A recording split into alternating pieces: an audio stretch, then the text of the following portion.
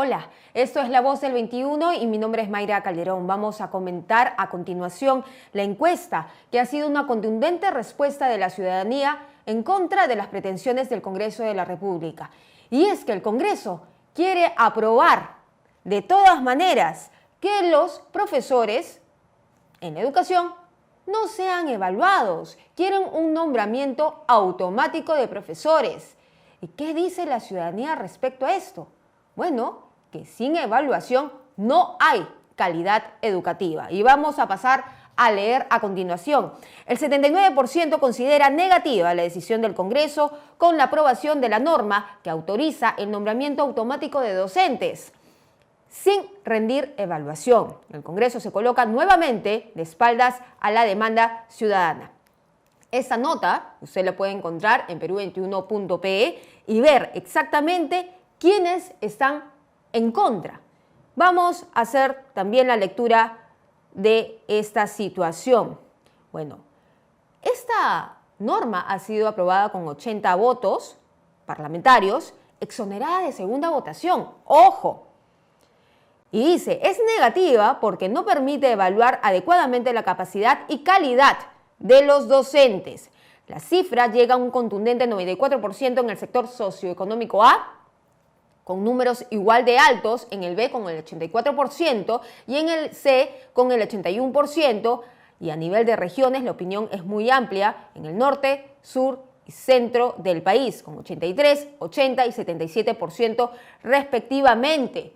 Bueno, para esto ya estamos conectados con Sandro Marcone, quien es columnista de Perú 21 y además especialista en educación. ¿Cómo está, Sandro? Bienvenido. Muchísimas gracias, Mayra, por la invitación y por el interés en el tema, por supuesto.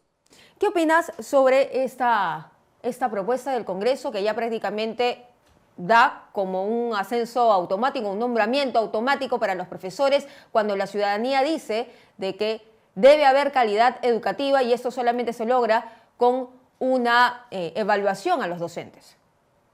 Creo que en un país como el nuestro, en donde tenemos opiniones tan distintas y a veces tan radicales en relación a la educación, y donde no gozamos pues de tantos consensos, creo que es importante escuchar en este caso a la población, ¿no? Y como bien mencionabas tú, con los resultados de esta encuesta, queda claro pues que hay un posicionamiento de la meritocracia y de la evaluación docente como un sinónimo, tal vez no de la calidad que queremos hoy, pero sí del camino hacia ella, ¿no? Es decir, yo creo que la población en general, sobre todo los usuarios de la educación pública, ¿no? Tienen claro que si no hay un mensaje meritocrático en el docente de las escuelas públicas, la calidad no va a ir hacia arriba, sino va a seguir yendo hacia abajo, ¿no? Yo creo que ahí hay un primer mensaje. El segundo elemento es importante entender es que esta intervención del Congreso tiene visos de inconstitucionalidad en la medida en que tiene, pues no solo tiene un impacto, o sea, está generando gasto, tiene una iniciativa de gasto, sino que además la evaluación y la definición de las políticas públicas es parte del ente rector y el ente rector está en el Ejecutivo. Entonces, es un caso más en donde este Congreso no está aceptando las reglas de juego y veladamente está pateando el tablero, ¿no? Y esto es ir en contra de la opinión del ente rector. Por supuesto que hay una duda todavía si es que el ente rector en este caso va a observar la norma, ¿no? Pero ese es el segundo mensaje. Y el tercer mensaje es que el problema es mucho más complejo, ¿no? En realidad, muchos de estos docentes dan la prueba y en años anteriores han aprobado la prueba. Sin embargo, no ha habido suficientes vacantes para cubrir todas las posiciones y por lo tanto, algunos de esos docentes, habiendo aprobado, no estuvieron en los primeros lugares y por lo tanto no alcanzaron vacante. Pero como igual se necesita el docente en la escuela, luego son contratados. Entonces, no es culpa de los docentes, o sea, no es una situación que viene del docente que no se quiere evaluar. En realidad, es más de 2/3 de los docentes de las escuelas públicas en el Perú ya están en la carrera magisterial, ya hay una voluntad de ser evaluados masiva. El problema es que también tiene que ver con una mirada del país, ¿no es cierto? Y de cómo le metemos inversión y aumentamos el presupuesto. Necesitamos más docentes. No tiene sentido que tengamos que contratar más de 100.000 docentes todos los años, porque no tenemos suficientes docentes nombrados, ¿no? Entonces, ahí hay problemas de fondo que están siendo simplificados.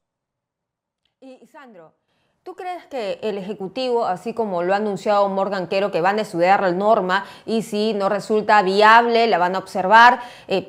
¿Tú crees que eso se dé realmente? Porque hemos visto a lo largo de este tiempo, tras las contrarreformas que ha realizado el Congreso con la SUNEDU, por ejemplo, hasta el día de hoy, entre otras normas también, el Ejecutivo no ha dicho nada. El Congreso bien podría aprobar el día de mañana por insistencia esta norma. Así es. O sea, yo creo que, digamos, en el peor escenario, aunque no fuera, digamos, aunque fuera observada por el Ejecutivo, ¿no? Si el Congreso persiste en hacer caso omiso, en poner oídos sordos, ¿no?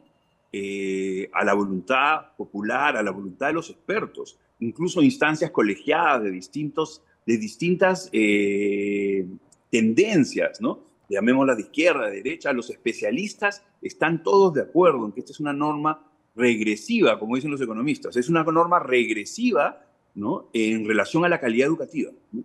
Porque finalmente, aunque a alguno le pueda parecer justo que un docente que ha sido contratado para dictar 3 años consecutivos, pero que no ha logrado una vacante, no necesariamente porque sea un mal docente, sino porque las vacantes para entrar a tener una plaza nombrada son pocas, ¿no?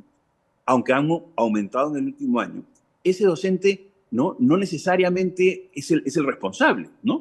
Es un buen docente. El punto es que si tú tienes que priorizar, ¿no? Entonces priorizas por mérito, por orden de mérito. No eres un mal docente, pero hay mejores que tú.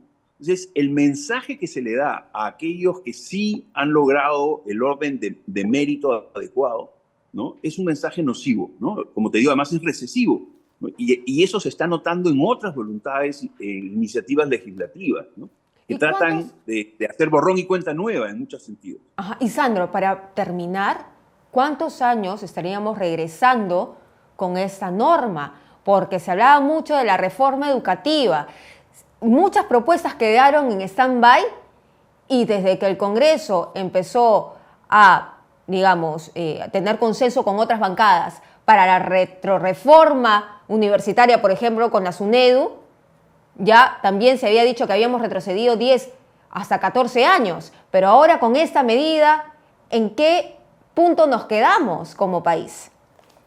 No, claro, o sea, digamos, si nosotros tenemos en cuenta que la segunda norma, la ley de la carrera magisterial, se aprueba en el 2012, consolidando, ¿no? La carrera la ley de la carrera pública que fue antes en el 2007, ¿no? Estamos hablando de casi 20 años. En realidad estamos hablando de la posibilidad de ponerle traba, ¿no?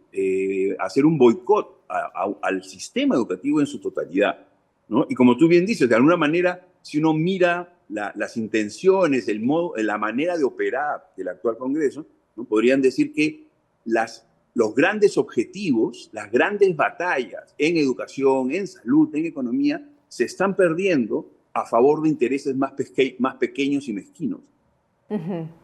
Bien, Sandro. Ojalá, esperemos que el Ejecutivo se ponga fuerte, observe la norma y el Congreso retroceda, aunque esta figura no lo hemos visto últimamente.